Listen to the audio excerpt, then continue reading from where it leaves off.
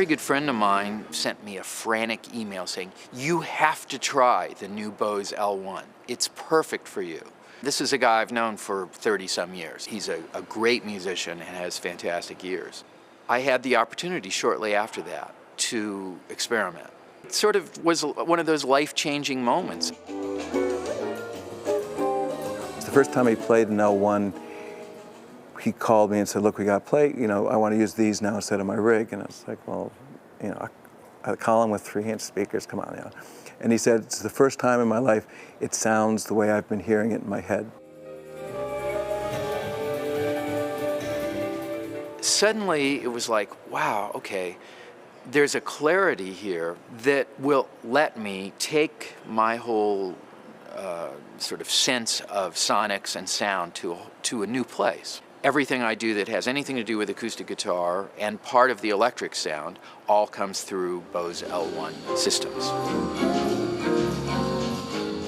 As I was developing this project, I knew that there were going to be some sonic challenges. I've always had a little bit of problem with speakers anyway, because to me that's always been the weak link in things. The output side for me has never really been that satisfying.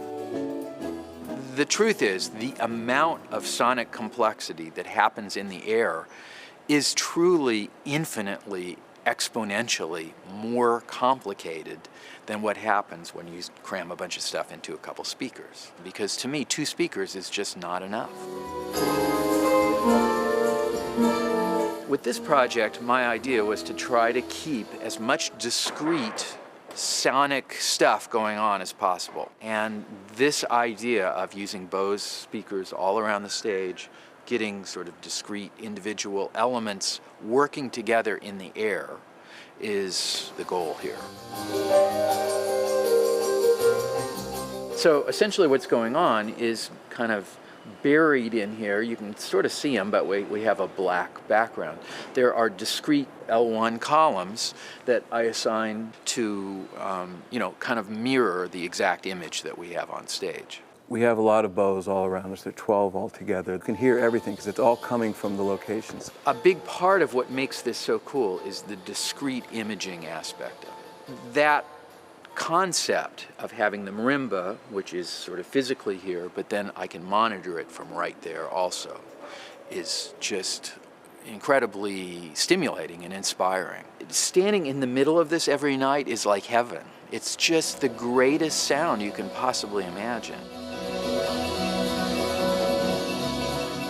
Although I'm, of course, an electric musician, my ideal remains acoustic music.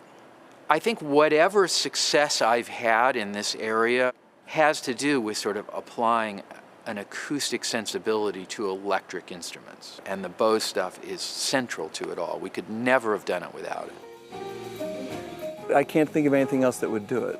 The coverage of it is more instrument-like, in a sense, is that you don't get any sense of it that it's coming out of a speaker. And that's what they do that no other speaker I've used can do.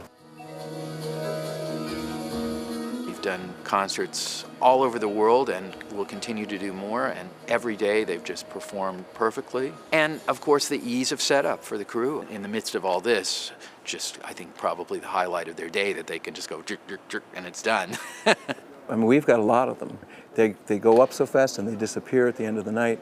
And in terms of everything we've brought with us, you sort of don't concern yourself with them because you just put them down, you plug them in, and when you're ready, you turn them on and turn them up. They work. And I'm trying to think of something else we have that does that, and I actually can't. This whole thing has been an incredibly enriching, exhilarating project on all fronts. This is just an instrument for him now. It's not, a science project that's, you have to explain why you're doing it. It's actually, we finally built an instrument that he can play and get back to the music. In fact, this all feels like my instrument now, because it is. It's attached to me. We've done now more than 80 concerts, and I can say I've never gotten a response like this for anything.